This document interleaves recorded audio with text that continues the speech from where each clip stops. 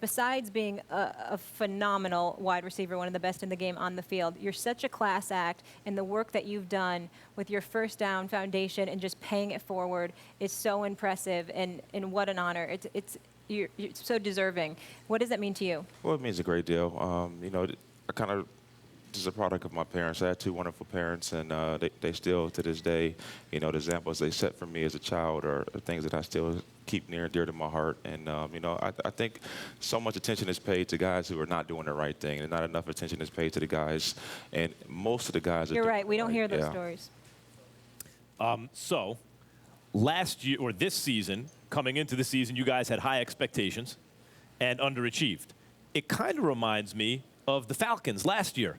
Right? Atlanta had all these high expectations. They underachieve. And then the following year, they get back on top. Have you thought about that? Have you talked about that with anyone? Is the team aware of stuff like that and are thinking, okay, we were a year early with this stuff. We're ready to go next year? Well, yeah, it was definitely a disappointing season, and a season that really, as I look back, I can't pinpoint what it was that really threw us off our course. But it started earlier. In the preseason, we didn't start off very well. But the talent that we have in all positions, from Patrick Peterson to Tyrann Matthews to David Johnson, Carson Palmer, we have a lot of talented players, and we can compete with anybody in the National Football League, but we just didn't bring it this year for some reason. Why the questions about your future? Why were you, based on what we were hearing, you were strongly contemplating retirement. Take us through that, what this season was like for you, and how did that affect your mentality, or was it just one of those situations where you said, I'm getting old, it might be time? Well, Stephen, I was just exasperated physically, psychologically, and spiritually. After not having the season that you're capable of having, physically just being banged up. After 13 seasons in the National Football League, I was just banged up. I needed a little bit of time to kind of think about my scenario, my situation, and how I was feeling. And honestly, just sitting back and watching playoff games, that fire still burns. I want to be a champion. Seeing Julio making them plays in the NFC Championship game and things of that nature, just really invigorated me.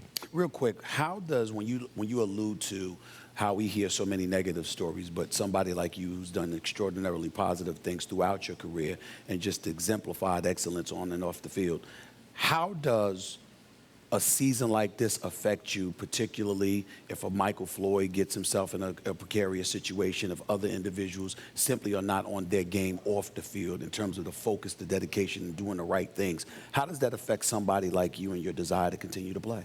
I don't think it affects my desire to continue to play, but I feel like I let people down, because a guy like Michael Floyd, that's like a little brother, he lived with me. We're from the same place in Minnesota.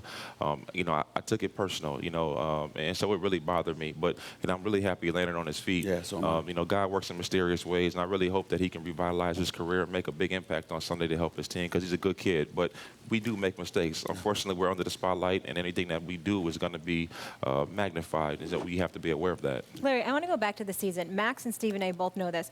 I picked you guys to win the Super Bowl. I thought this was the year you're not devoid of talent. You had the same pick, though. Yeah, okay. It didn't turn out. Congratulate each other. No. But You got it all wrong. Here's my thing, and I understand you're a vet, and maybe it's prisoner of the moment. We heard Big Ben contemplating retirement. Carson Palmer, you also mentioned it. What did you guys learn from this season, though, that when you do come back, you're going to be a different team? Well, no matter how talented you are, when you roll the ball on the field, you're not going to win. People are not going to lay down for you. It doesn't matter what your record was last year or the talents you bring to the table. You got to come out and you got to compete every week, and you got to bring it to, and we didn't do that enough. And I think guys learned that. Preparation? Do you think that was part of it? Preparation didn't change at all. Okay. I don't think it changed at all. But, we weren't used to having success. That was kind of the first bit of taste of success that we've had in a long time. And I think guys just didn't handle it as well as we could have. And I think Coach touched on that, after he addressed the team after the season. One of the things that shocked me about you guys this season, I remember last year y'all played so well, but that NFC Championship game, the Carolina Panthers really put it on y'all. The attitude was y'all going to come back and y'all going to make amends for that performance. It almost seemed to have a reverse effect, like it just demoralized the team last season.